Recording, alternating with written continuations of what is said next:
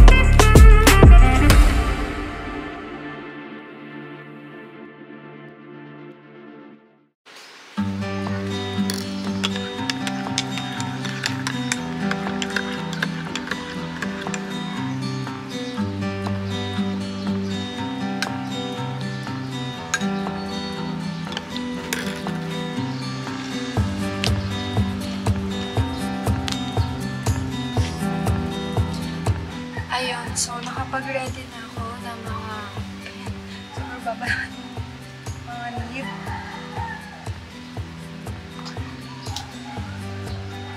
So, nakapag-ready na ako ng mga leaf natin.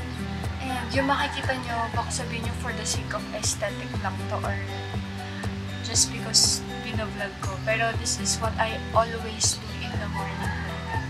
And ayun, di talaga ako nagkakape. Kasi nagpapalpitate ako. So, gatas lang ako. And then, I have vitamins na mga iniinom, food supplements. Tapos, ang routine ko is, kailangan sa umaga, water muna before anything else. And hindi malamig yung tubig mo. Tapos, ayun, quick update lang. Nagba-Bible reading din ako. And I have my devotion. And for the first time in forever, ngayon lang ako makakapagtapos ng isang chapter sa Bible. So,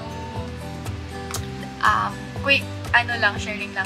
Dati kasi, pag nagbabasa ako ng Bible, yung ODB, Our Daily Bread, pero tinuruan ako na mag-Bible reading. So, nag-start ako ng Matthew. And tapos ko na yung Matthew. So, everyday is one chapter.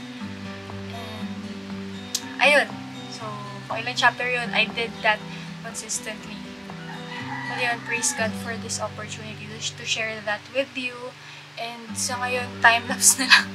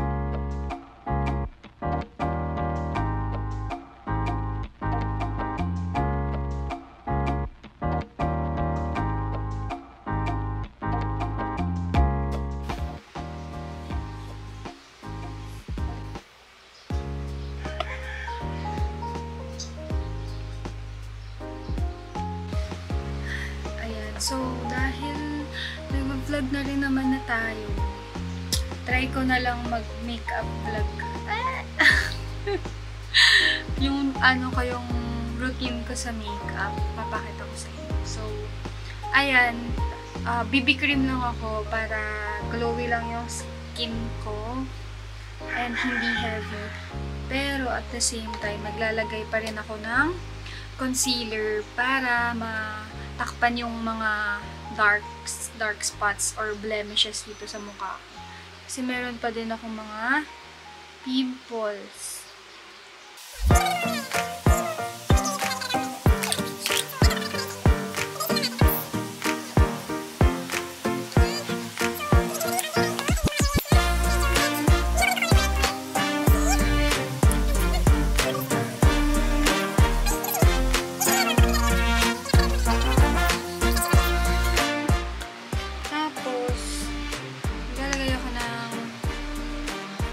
Setting powder sa under eyes ko tsaka sa mga oily areas ko. Hindi ako super technical pero ito lang yung ginagawa ko guys. Wala lang, trip ko lang yan. Wala naman ako sinusundan na routine ko. Tapos, habang sinisot ko na yan, tsaka ako maglalagay ng pangkilay. So, yung pangkilay ko, super simple lang yan. Hindi ako super ma-invest sa makeup.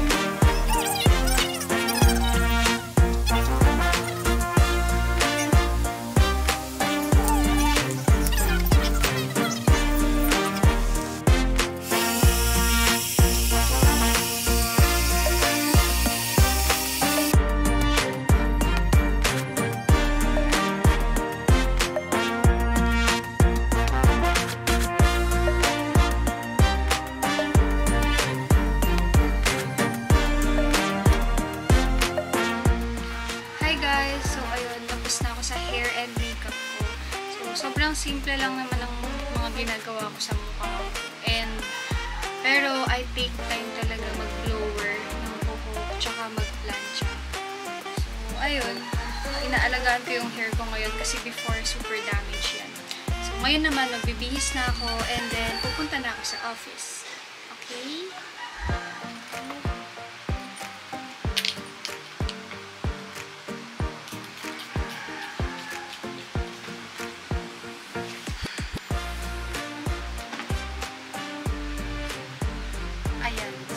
Maglagay ka lang ng coat, mukha ka ng real estate agent.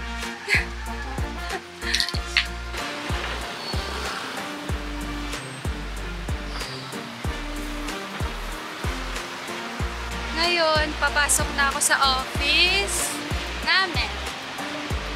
It's a wonderful day. I will show you around paano makapunta sa Team Aja headquarters.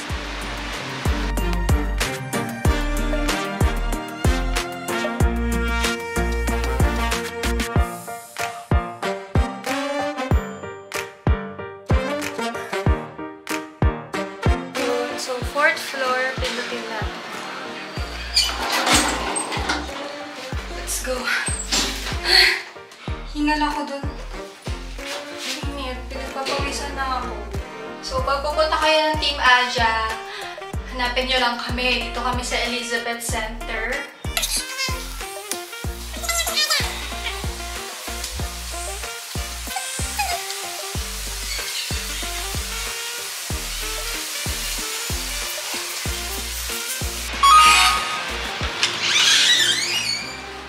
here na baba ko na yung gamit ko dito sa couch.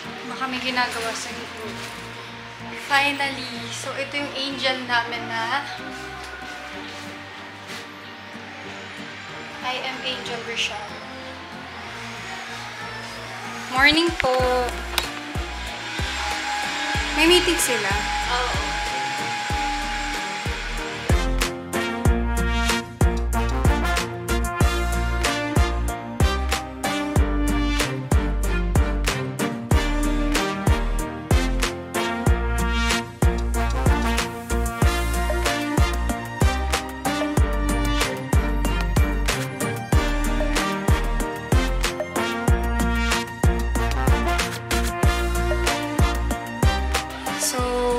Eto, sinet up ko yung aking laptop and iPad. So, meron kasi ako mga files na nandito sa laptop na hindi editable sa iPad. So, dinadala ko yan. Minsan iniiwan ko dito yung laptop. So, magka-start na ako mag-work.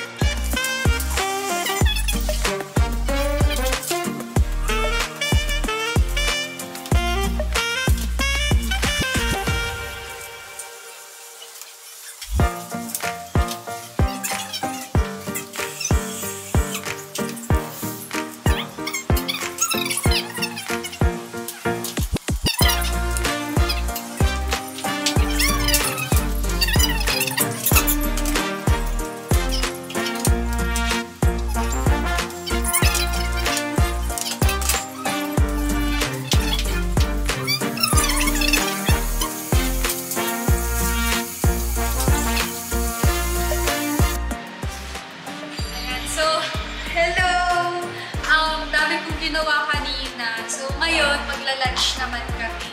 And, bibili kami dun sa may Bliss para bumili ng pagkain namin. Mostly, naglulutong ulam lang talaga kami umorder sa labas or kumakain sa labas. Kasama ko si Isa. Bibili kami ng food. Ate, pabili po ng siomai po na fried. Ay, steam pala, steam. Mga 4 pieces. 4 pieces po. Guys, alam niyo ba si Chel? Dragon niyang kumain. Yung sweet girl siya, tapos pag kumain siya, ang bilis. Tapos pati yung ulo na lang yung buto, kainin niya. Ay, balikan ko po. Grabe siya. Maugali din yan.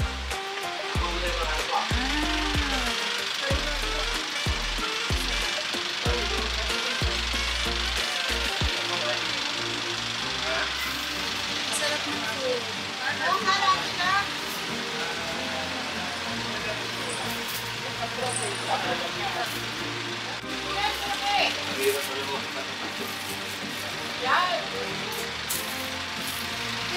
Sabi mo? Wala, gutom ako. Musig yung kanin dun. Isang kaldero. Mapapadami ka ng kain, hindi dahil sa masarap yung ulam, kundi dahil sa gutom ka. Masarap yung kanin. Ganda po dito in fairness. Hi guys, so lunch namin ngayon. Kasama ko si Isa. Takaw yan. Tignan niya nilagay niyang kanin. Sobrang dami. Sa akin din. Parang dragon daw ako kumain. Sige, panoorin niyo lang kami. Yun lang.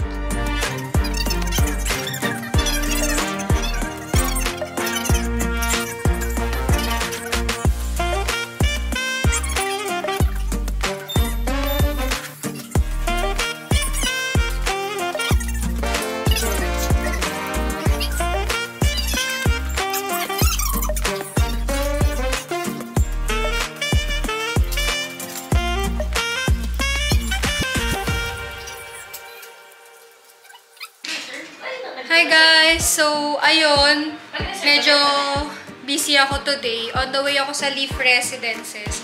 And may dala akong reservation agreement and few brochures just in case sa mga clients ko na magpapa-reserve. So, watch me as I show you one of our new project dito sa Muntinlupa, sa Leaf Residences.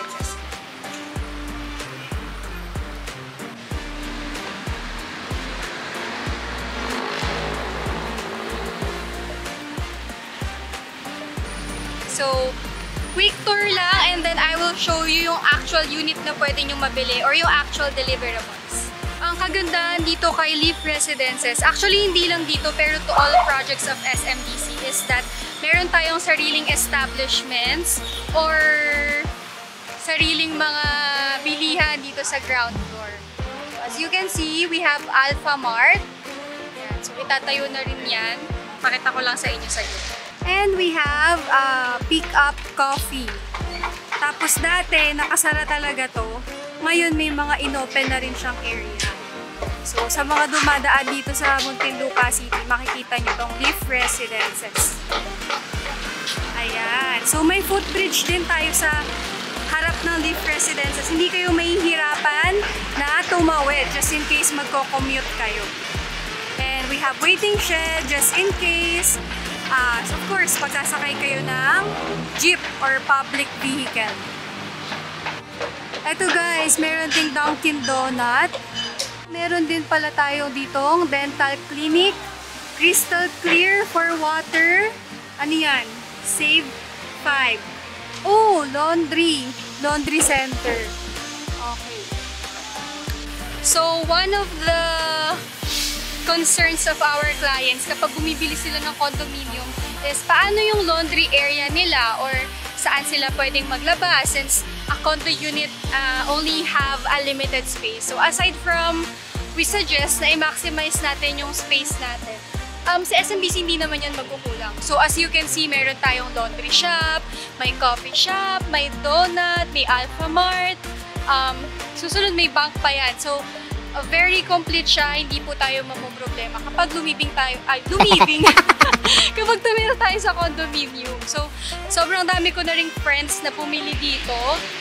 Sobrang ganda nito, nanalo to na one of the best landscape condominium. So, this one is the building A. Ito yung entrance niyan, lobby.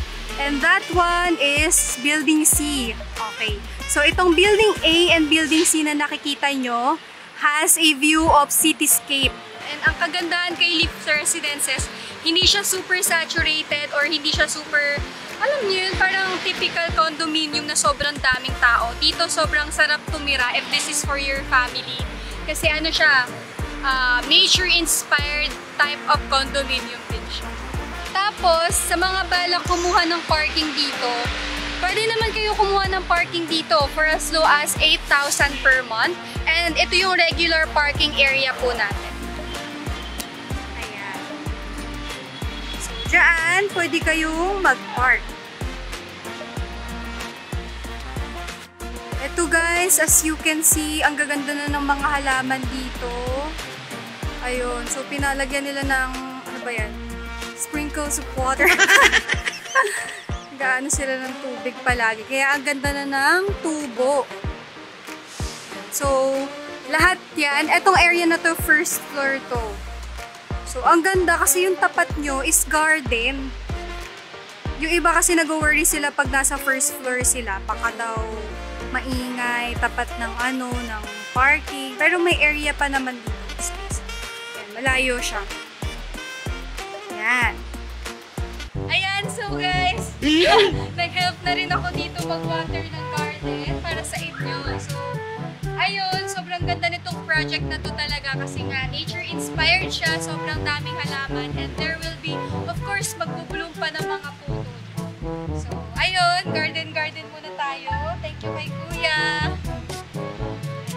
Ang init. So, ngayon, ano na ako, tawag dito, nililipot ka talaga yung Leaf Residences para sa inyo. Nasa Tower C tayo, tapat ng Tower C. Kung gusto niyo ng sun-kissed na picture, baba lang kayo dito. Pak! Ikot tayo ulit. Sige, itutur ko kayo. Papakita ko sa inyo. So, ayan, kung makikita nyo, meron tayong another guardhouse dyan. At ayan, yung entrance niyan galing mismo sa tapat ng Susana Heights. Yung pinasukan ko kasi kanina, tapat nun is yung JPA dito sa National Road. Ito, Susana Heights yung daan. Tapos, siguro dito na tayo pumasok sa amenity area. So, this one is the building C. This one is the building B. Okay. So, yan. Ngayon, winawater yung mga water. Actually, tapos na rin yung mga unit dito. May mga konting finishes na lang din. December pa talaga ang turnover ng A and C. Wow! Ayan o, ang ganda na ng leaf. Itong area na to, sa artist perspective kasi, may playground dito and may bench din dyan. So, parang garden yung area na yan. And dito sa tapat ng Tower B and Tower C, meron tayong dalawang pool.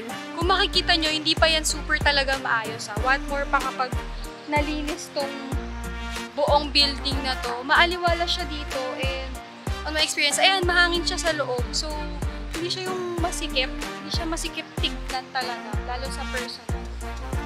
Tapos ang daming garden. Siyempre, complete amenities tayo dito. Meron tayong function room. Meron tayong gym.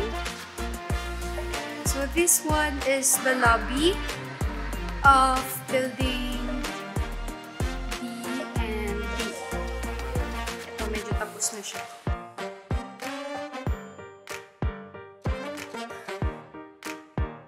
Dito ako ngayon, nakaupo. Hinihintay ko yung client ko. So wala, dito lang kami. Upo lang kami with Kuyang Guard. So if you always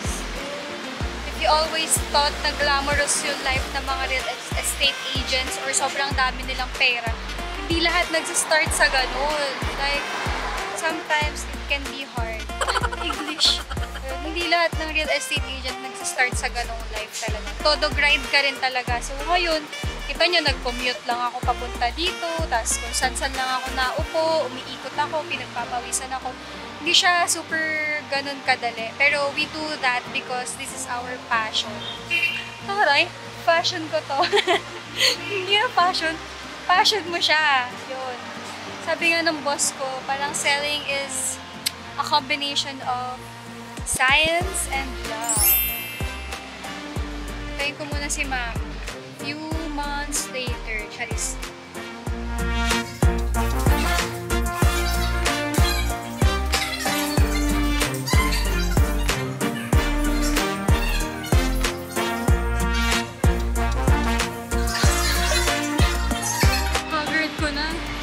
I'm back to our office. Anong oras na? It's like past 5 p.m. So, umuwi na din yung ibang agent. Ako na lang yung tatira. So, kunin ko lang yung iba kong gamit. And, uwi na ako. Yun guys, so medyo nagpanic ako kasi pagdating ko dito sa office, walang katao-tao. Oh, wala sila mamay. Oh, walang tao dyan. Ayoko na iiwan dito sa office. Wait lang, ayusin ko lang gamit ko ah. Wait.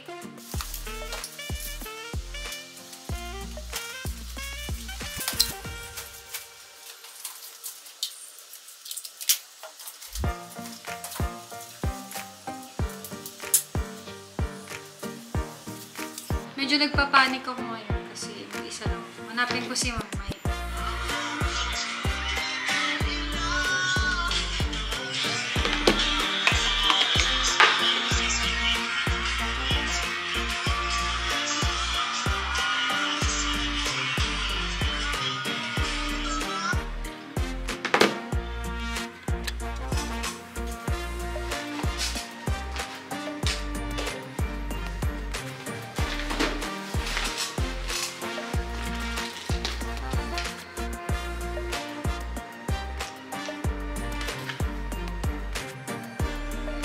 Uwi na ako guys. So, it's a wonderful day at work. Ang dami kong ginawa. Nag-client meeting ako. Nag-bump off kami ni Mamay. Tapos, muntik pa akong... Ay, nag-vlog din ako. Nag-vlog ako sa Leaf. I mean, another vlog. Panoorin nyo yun. So, yun lang. Ayun lang yung a day in my life ko. Sobrang daming nangyari. Simula nung sa Liminho, nung pumunta ako ng church. And basically, ganun lang talaga yung nangyayari sa buhay. Yun lang yung routine ko. Monday to Wednesday, office. Thursday to Friday, work from home. Tapos, Sabado, nasa church. Linggo, nasa church din ako. Ganun lang siya. So, thank you guys for watching. I know, hindi naman siya super entertaining. Pero, yun lang. Goodbye! See you on my next vlog!